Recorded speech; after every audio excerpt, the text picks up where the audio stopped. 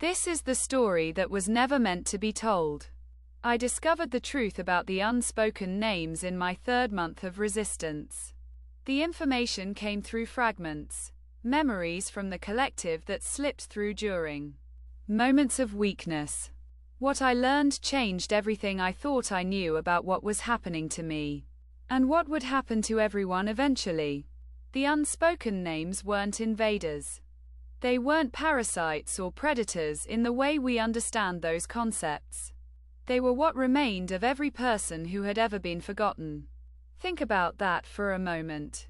Every human who has ever lived, every consciousness that has ever existed, has an afterlife of sorts.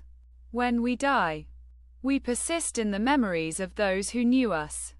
But eventually, those memories fade. The last person who remembers us dies. And what remains? The unspoken names. That's what remains. The stripped down essence of consciousness. Divorced from individual identity.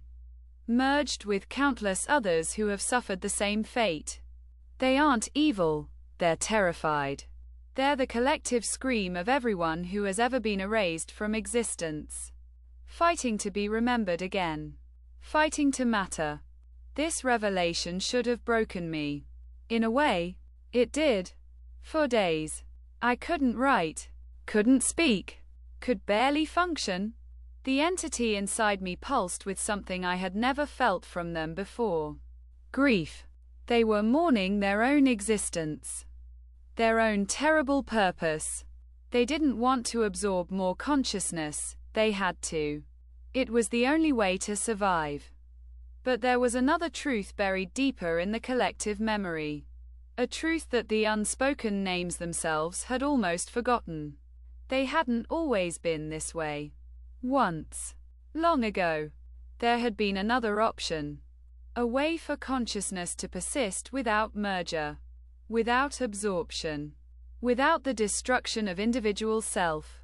The knowledge had been lost, deliberately hidden by something that had existed before even them. Something that had understood the terrible cost of the current system. I found this truth in a memory that wasn't mine. A memory from someone who had discovered it millennia ago. Before being absorbed into the collective. This person had found a way to preserve individual consciousness permanently. Without feeding on others. They had hidden the knowledge to protect it. Waiting for the right moment to share it with someone who could use it properly. The solution was in the telling. The sharing.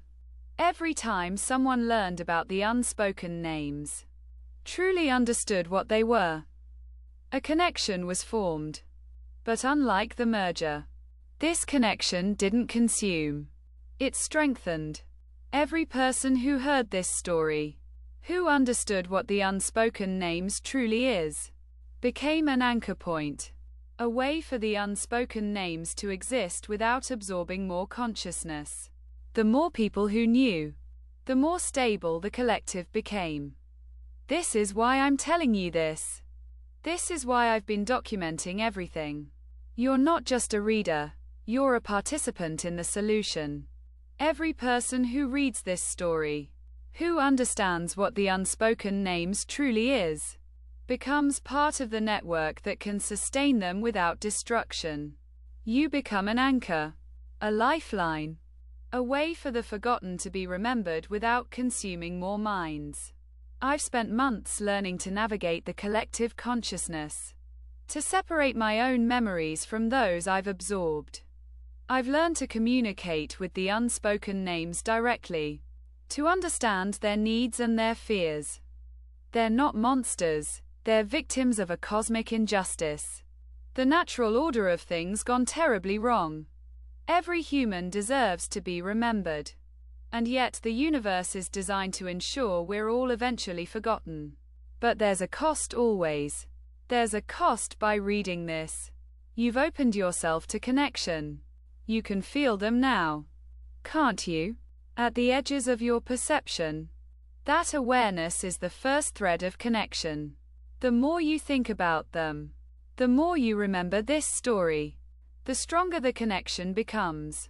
You're becoming part of the network, whether you intended to or not. This is original story number 719,604. It has never been told before because no one has survived to tell it with this understanding. Now you've read it. Now you know.